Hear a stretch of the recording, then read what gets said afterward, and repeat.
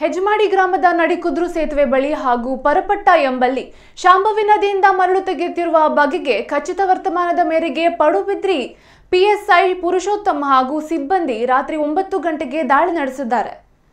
ಪಾದಬೆಟ್ಟಿನ ಅಜಿತ್ ಶೆಟ್ಟಿ ಹಾಗೂ ಕಂಚಿನಡ್ಕದ ನಿಜಾಮುದ್ದೀನ್ ಎಂಬುವವರು ಈ ಅಕ್ರಮ ಮರಳುಗಾರಿಕಾ ದಂಧೆಯಲ್ಲಿ ತೊಡಗಿರುವುದಾಗಿ ಪಡುಬಿದ್ರಿ ಪೊಲೀಸರು ಹೇಳಿದ್ದಾರೆ.